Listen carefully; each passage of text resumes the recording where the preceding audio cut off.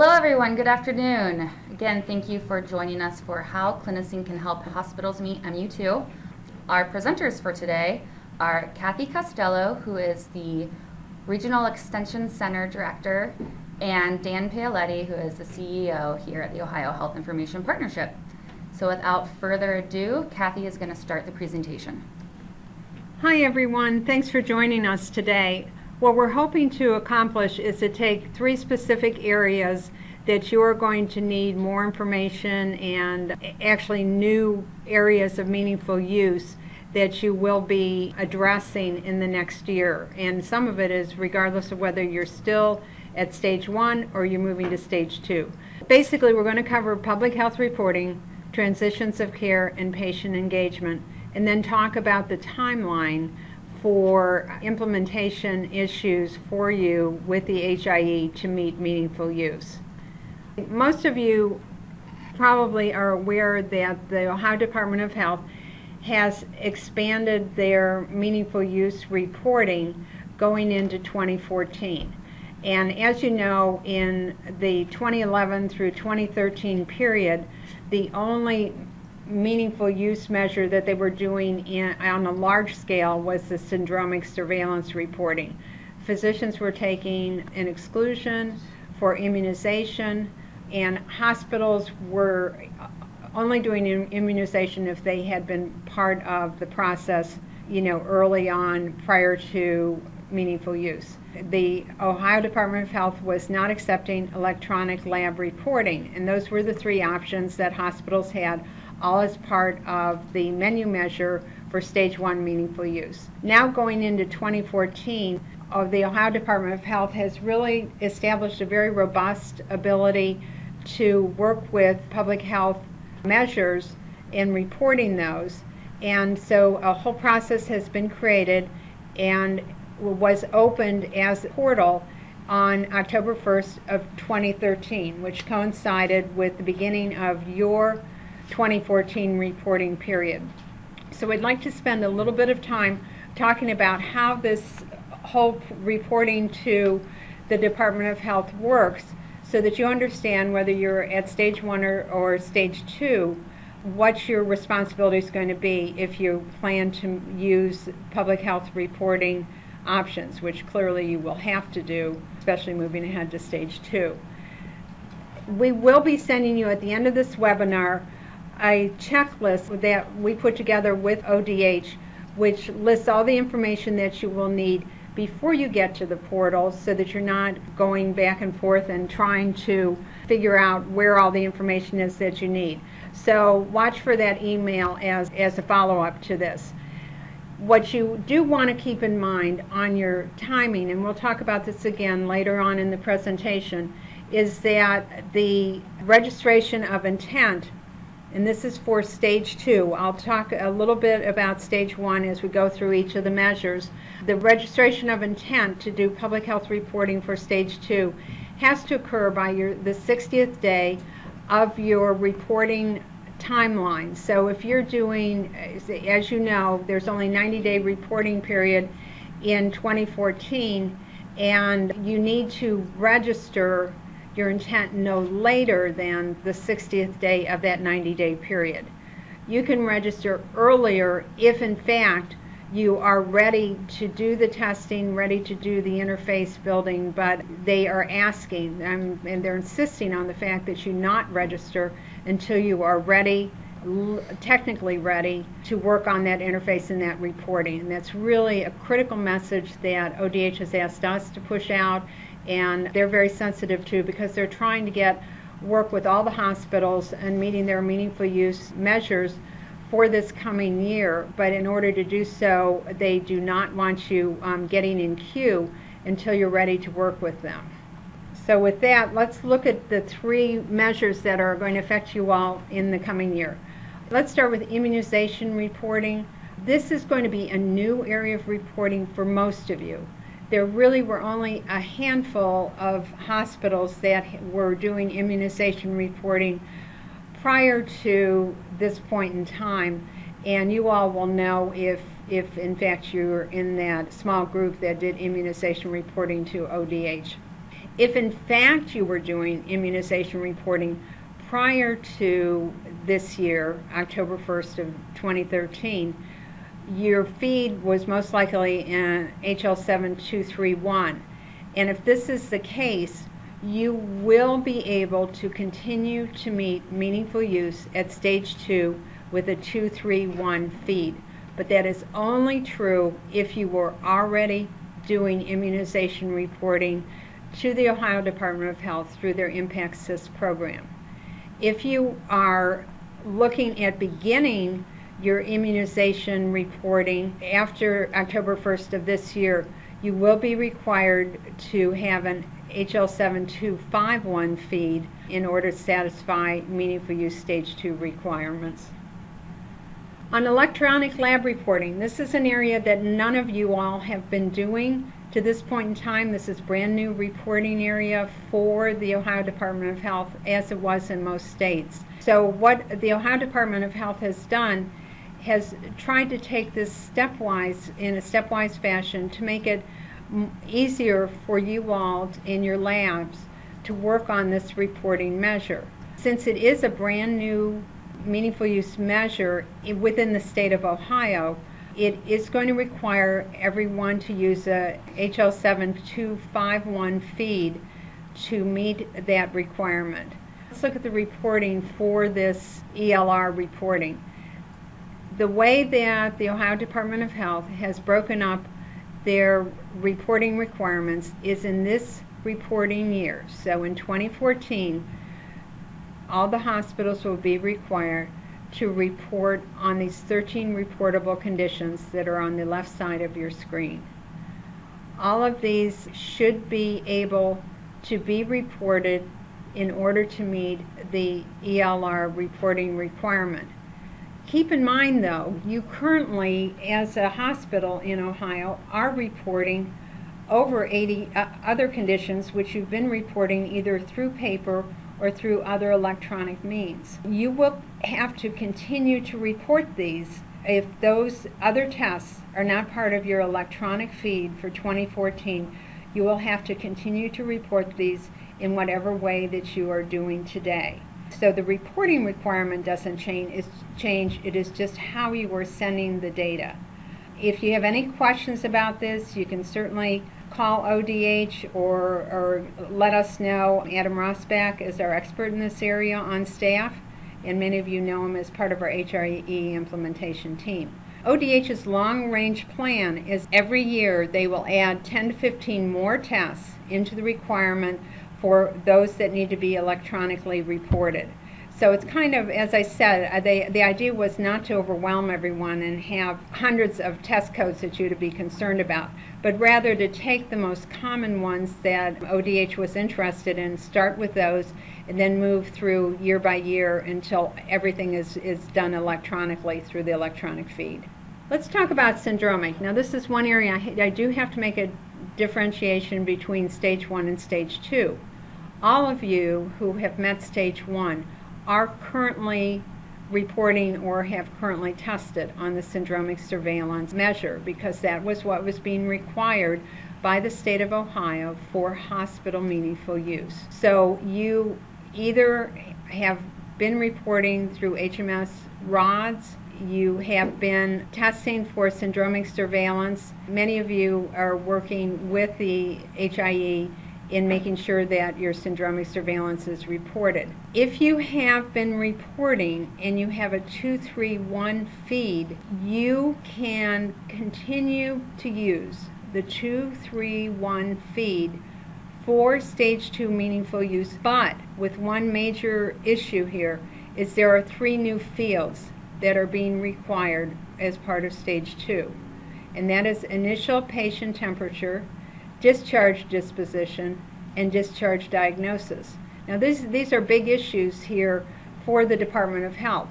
So you can, let's kind of look at that again. Let's say you have done your stage 1 year 1 reporting and you're at stage 1 year 2 and you want to know if you're meeting meaningful use. The answer is at stage 1 year 2 you are meeting meaningful use if you continue on reporting the way that you have to this point in time when you met meaningful use in year 1. The issue really becomes what you do as you move to stage 2, because as you move to stage 2, even if you are currently actively reporting to Epicenter, which is the current name of the Ohio Department of Health's syndromic surveillance reporting mechanism, even if you were reporting today, actively reporting, you will not meet stage 2 unless you include those 3 additional fields: patient temperature, discharge disposition, and diagnosis. And if you have not been reporting those 3 additional fields prior to October 1st of this year, you will have to have a 251 feed in order to be reporting and to meet meaningful use stage 2. So basically there are 2 changes here between stage 1 and stage 2. The one is the 3 additional fields that you need to report that are out of the ADT feed. And the second thing is you will have to make sure that you have a 2.5.1 feed that's being used. Okay, as far as what Medicity and CliniSync are doing to assist you in this meaningful use public health reporting is we are getting certification for the Medicity public health feed. They've been working with the Drummond Group, which, as you know, is one of the review bodies that are giving certification for meaningful use for the vendors. And Medicity has been in the process of getting that certification now for a couple of months. We are anticipating that testing is actually scheduled in about 2 weeks or so. So we're anticipating having that certification completed, I would think, by the end of November. I can't say with the change of, all the government shutdown stuff, if that's affecting the information, but we do know that the testing is scheduled in about 2 weeks, and so we obviously will let you know. But the bottom line here is that if you are reporting through the HIE, we will be able to help you meet your public health reporting using the Medicity certified, ONC certified, CMS certified vendor information as part of your package for your CMS certification number. Okay, now the different ways, obviously, what we just talked about, the use of the certification information will be the key to having you meet it for public health reporting. The immunization reporting, we can help with the feed or accommodate the feed to the Ohio Department of Health once they accept the real-time data. Adam can explain that a little bit more if there are any questions on that. With the ELR, we have a very nice assessment tool to help you identify what those 13 fields are in the reporting that you're currently doing. And if it is not out there yet, it will be, I think, within the next few days, probably next week, because we're working very closely with ODH on that kind of checklist assessment piece to make sure that it is complete. It captures everything that the Department of Health wants captured and is easy for you to use. So look for that in the next week or so. With syndromic, if you're one of the few hospitals that are not currently reporting our syndromic data, you can contact us and we can help you do that to make sure that you're up and running on that. Okay, on your hospital readiness checklist, you obviously need to register your intent, as we talked about. And this is something, let's talk about registration of intent depending on if you're at stage 1 or stage 2. If you're at stage 1 and the only stage 1 measure that you're planning to do for public health reporting for stage 1 year 2 is your syndromic surveillance, and you are currently reporting that, you will not need to register your intent. If you are planning to do any stage 2 testing, or if you are planning to do stage 1 and increase your public health reporting, you will have to register your intent with the Ohio Department of Health. So anything new that you're doing in the public health reporting area will require you to register your intent with Ohio Department of Health. Just as a reminder, you have moved from menu measure items to required items or fields for meaningful use measures for the hospitals. So you will be required at stage 2 to do all 3 of those reporting requirements: syndromic, immunization, and ELR testing. So even if you're planning to start with one area and not all 3, you can go in and register your intent as a facility. You don't have to do individual registration, and you register the same time for all your public health fees. You will validate a test file with the Ohio Department of Health for immunization, prepare a plain text file with a representative sample of messages in the proper format for use with the HIE, and submit a request through us to assist with specific measures on the public health reporting. You can either let the implementation team know that, help desk, or if you are not live yet, let your project manager know, and we will get you in queue for that. And with that, I think we already answered this question. That is, if you're already submitting to Epicenter, you will need to register for stage 2. Not for stage 1, but for stage 2 if you're doing syndromic. And with that, I think we're going to move over to transitions of care and talk about that and how we're going to support that through the HIE. Good afternoon, everybody. This is Dan Paoletti. We're going to, again, cover the transition to care options, both what's required, the different options available to you, and then the different options available to you, and coordination with CliniSync. And just as a reminder, really what we're going to concentrate on today is the electronic transmission of care summary for 10% of your patients, both your inpatient and emergency room patients that are normally being transitioned to a different site of care. And again, what's important about this is what is really relevant now is that the site that you're transitioning to care does not have access to your technology stack where they would otherwise access the information electronically on the patient. What is really critical about this, other than the fact that you do need a certified EHR technology to produce the transition to care summary, which we'll talk about in a minute, is really your 2 options for transport protocols. And we're going to concentrate on the far right box here, really, but please, if you have any questions on the others, just let us know. You have 2 options to move that transition to care document to the intended recipient. And those 2 options are either through a direct message using the direct protocols. In that particular case, your certified EHR technology has to create the transition to care document. Certified EHR technology also has to create the message that is going to be sent, and the transition to care document included. And then it can use a HISP, a health information service provider, to transport that message to the endpoint. And what's also important about this is the receipt notification to the endpoint, and we'll talk about that in a little bit. But again, what I want you to walk away from this is that the certified EHR technology does have to create not only the transition to care document, but also the message itself. The second option is through a Healthy Way exchange participant, in which CliniSync will be one of those. We will provide both of these options. But in that particular case, your certified EHR technology only has to create the transition to care document, and then it does not matter how that document gets transmitted to the eHealth exchange participant, as long as it is received by the intended recipient and there's documentation of that. Again, and what's important about in the bottom box, as the language states right now, the meaningful use language, the summary of care, a document must be received by the endpoint to be counted in your numerator. So again, there are really 2 ways to do this, as I mentioned, through the Healthy Way exchange participant, and there's quite a bit involved in getting certified, accredited by Healthy Way. We are going through that process now. We do expect to receive that certification here sometime in the next 3 months. We'll talk about the timeline for the technology stack that will be deployed.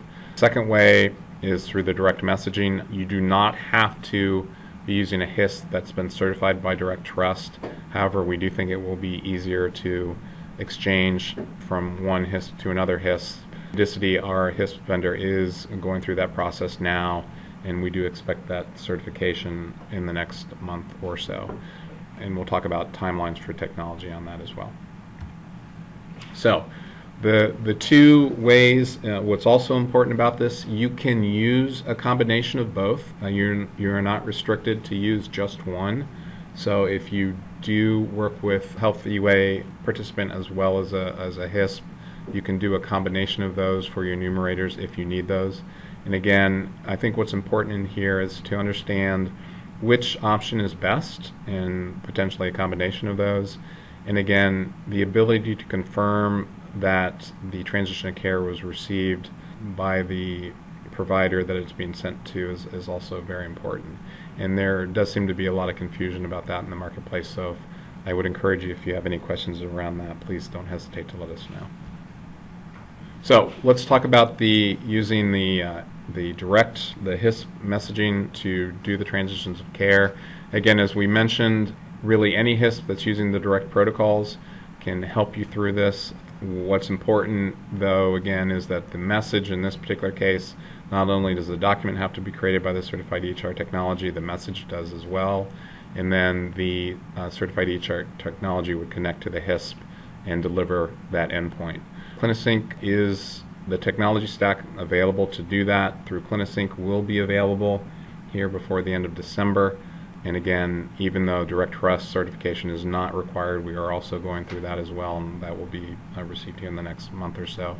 And what that upgrade that we're getting on our HISP is really around the XDR protocols, which is the way that the EMRs, both hospital and ambulatory vendors, are building to connect to health information service providers, which becomes more of a standardized, much easier approach to connect, very similar to the way you would connect Outlook to an exchange, be able to get those messages out. In addition to that, though, we are also have agreements now with other health information service providers, so we can pass messages on. We are working with SureScripts, Michigan Health Connect, HealthBridge, West Virginia. We're trying to get all of those that are relevant in the immediate surroundings, but if there is one in particular that you need us to work with, we will definitely approach them. We just need to know who that is. The most recent one that just came up is Cerner. Cerner is providing a HISP that directly to their stakeholders, so we will be working with them. We will be talking about some concerns around the HISP connectivity around if there is a potential audit, but we will address that here shortly. The other option is the transition of care through the Health EUA participant. As I mentioned, we will also be a Health EUA participant. That accreditation is much more significant. We do anticipate receiving that accreditation either in December or in January. The technology stack that will be accredited for this particular transition of care strategy will not be in full production until March, which means those that would like to use this really wouldn't be able to start to attest until the April 1st timeline. This technology, however, does not necessarily require a full implementation, as well as the HISP integration does not require a full implementation into CliniSync, so they both can be rolled out fairly quickly. But again, the timelines where the HISP integration can be started fairly immediately. This strategy, we wouldn't be able to help you with attestation until April 1st. So what do you need to do? Again, no surprise here. I think you know the certified EHR technology, 2014 certified EHR technology for the transition to care. You need to make sure your vendor's on that path. Really confirm the ability to create those CCDA documents, and then really determine what transport protocol works best for you, or if it's a combination of both. If you would like to work with us on that, please submit a request through our CliniSync support, or notify your project manager if we're already working with you, and we can sit down and talk to you about how to do that. I will let you know we've already engaged several of the large hospital vendors about the HISP integration. We've already started moving down that path, so there's a pretty good chance whoever you're working with have already started talking to, but if not, we can definitely do that. So I mentioned the HISP issue, and this is available on our FAQs for those of you that came to the client meeting. This was part of those FAQs that we published out on our website. But the issue is, and we've made this known to ONC, we've talked to several vendors, and there seems to be industry-wide recognition of this issue, but as of yet, really no solution. And what that means is the regulations state that the transition to care document has to be delivered to the endpoint. and that confirmation has to be confirmed by the sending provider. The direct protocols, however, do not make an accommodation for that when you are talking about a HISP-to-HISP handoff. The message notice, delivery notice, sorry, that is received in a HISP-to-HISP handoff is that the receiving HISP can receive it, decrypt it, and intends to deliver it. But there is not, the direct protocols do not require a HISP to deliver back an endpoint delivery notification. Now, what does that mean? We're not 100% sure from the audit perspective. We've reached out to ONC. The auditors have not been finalized for meaningful use 2 audits, so we have no idea what those audit documents are going to look like. ONC realizes that this is an issue as well, but again, there's been no clarification around this. So again, the only thing we can tell you right now is there is a little discrepancy about what the regulation says and what the technology is able to do in a HISP-to-HISP. Now, if we are delivering that from point to point, so if you're on our HISP and we're delivering it out into the community to a provider who is on CliniSync, that is not an issue. That is a end-to-end message notice delivery notification. But again, we're talking about handoff that might occur if we're working with someone else. So again, please don't hesitate to ask any questions. Again, the full FAQs are available on our website. Any questions there? Oh, wow. You guys are an easy group. Okay, we're going to move over to the patient engagement. Anyway, the third area, as I said, the big area, big change for all of us is the patient engagement piece. And this is true on both the hospital and physician side and represents ONC and CMS's new initiative, which is reaching out and engaging the patient in their own health care. And they felt that one of the best ways to do this was to make sure that the patient had access to all their information.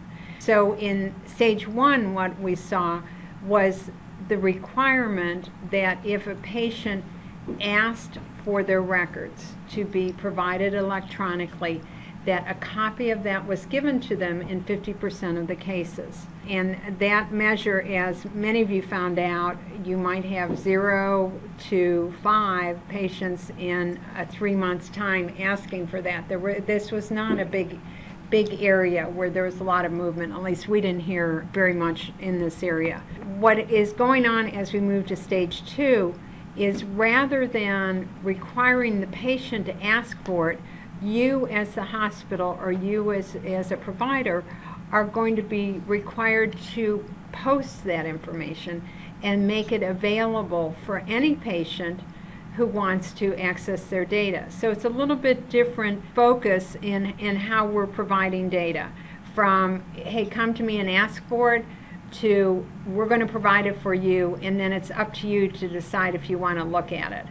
And the other shoe that is dropping here with the stage 2 is not only do you have to post it online, but in 5% of the cases, you have to demonstrate that the patient or the patient's agent or who's ever got their healthcare power of attorney is accessing that information. And I think when we first went into stage 2, the idea that in the hospital and physician case we require the patient to look at their information, and in the physician meaningful use measure we also require the patient to reach out and send a secure email to the physician in 5% of the cases, really made people very nervous about the fact whether they could meet meaningful use in requiring the patient to do something. But the fact of the matter is that what we're hearing from places that already have patient portals up and running, the 5% is not a huge issue. That's a very low threshold, and that there is such an interest in receiving and having access to their documents is that threshold is easily met. And it's more a question of determining what your workflow should be, what your patient education piece should be, so that when you roll out your patient portal, you're doing it successfully, and you know that you're doing it in such a way that the patient is going to easily access their information and move ahead in following through any directions or any follow-up that needs to be done from you, from your facility, from your physicians, to make sure that they are getting proper care. Let's move ahead and see excuse me, how the HIE can support the patient engagement piece. And I think actually a number of the hospitals who have been involved with CliniSync and the development of the HIE really helped us. We had a group that I think was around 30 people that included practice managers, physicians, administrative personnel, hospital CIOs, just anyone that we felt was in the process that needed to have some say in what type of patient portal might be made available through the HIE. And so we did this, boy, it's probably been about 6 months ago, and it was really active, engaged group, and had them view demos from the top 3 vendors that they were interested in seeing, and the selection was for Jar Dogs, which the feeling was that Jar Dogs had the greatest capability for many of the functionalities that people were interested in seeing, as both yourselves as providers, but as for all of us as patients. Things that were very interesting that were available in the app, and you know, the ability to pay your bill online, access your information, do your scheduling, everything else. And so that we went ahead and negotiated a statewide pricing for Jar Dogs, which was a very favorable preferred pricing, and that is now available in Ohio for you all as hospitals, for your physicians to engage Jar Dogs and to contract with them. And we actually had just met with them this morning and talked to them about this need to do education around what is the patient engagement piece.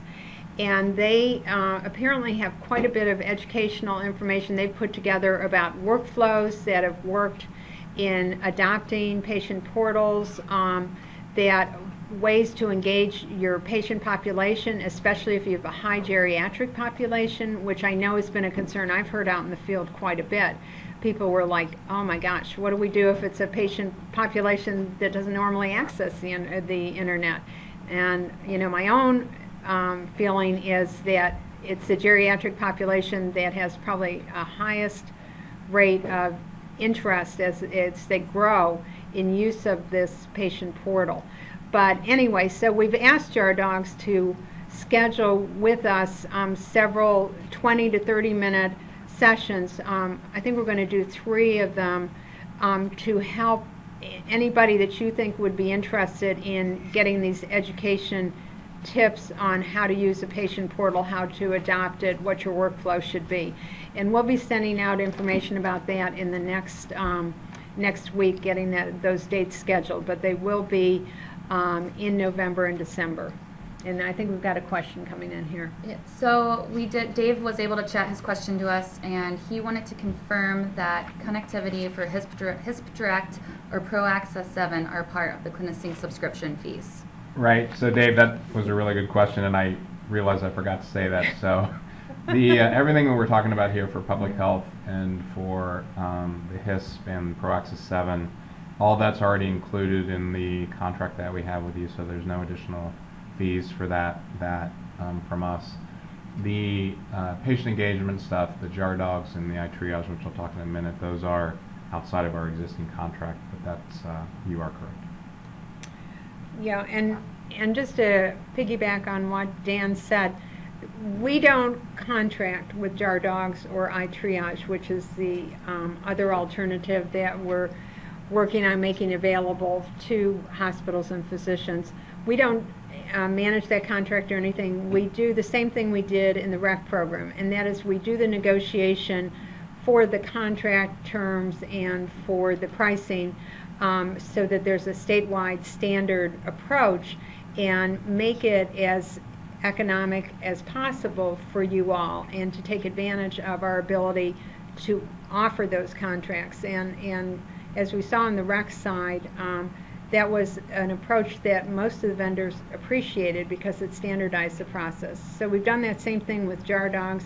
If we are able to accommodate a contract with iTriage, it would be the same there too, where we offer the information underlying, you all go ahead as an organization and decide whether to use it and use our contract. There might be some caveats to that. Okay.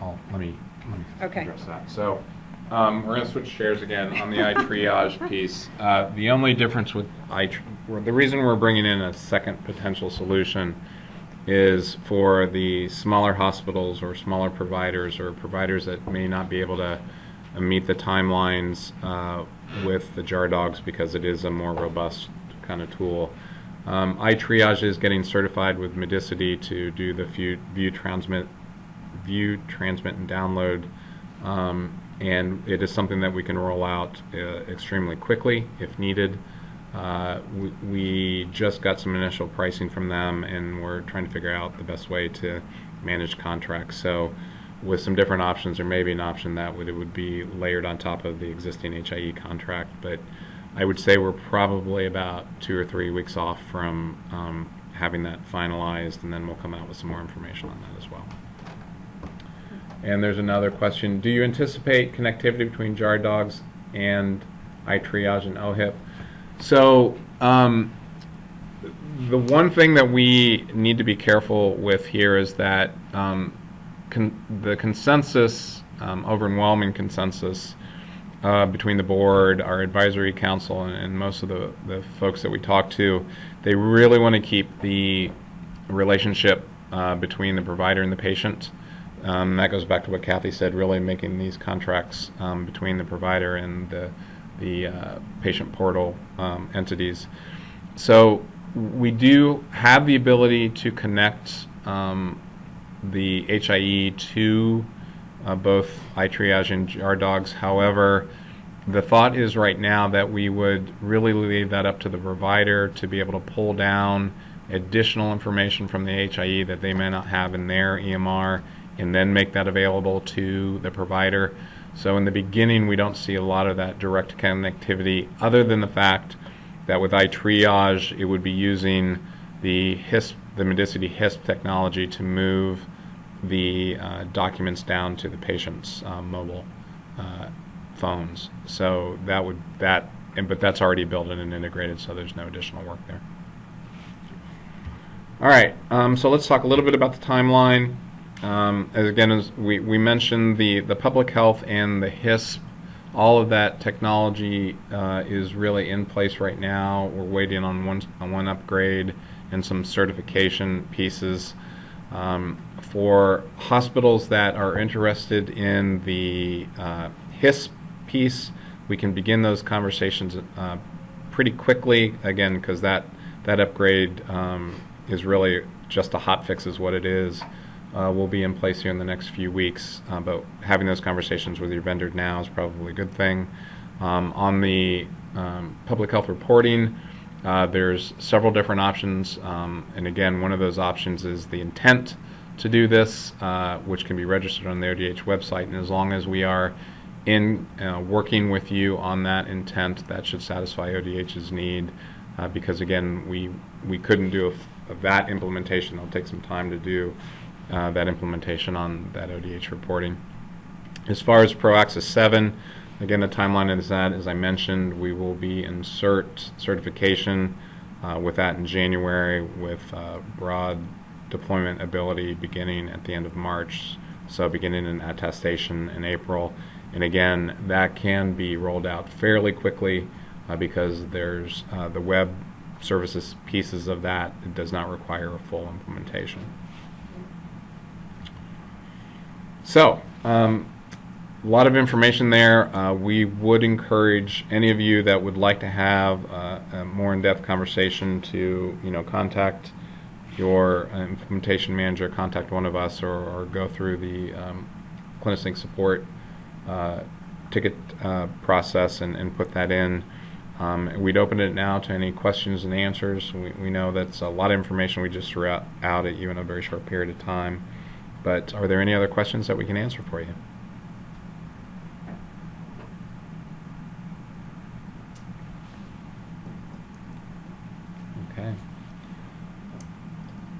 Seeing none, you please feel free to follow up with us via email or phone call if you have any additional information. These slides are going to be available on the website for download and We'll send out the handouts. in the handouts as well, yes. So again, please don't hesitate to contact us with any additional questions, and we appreciate your time.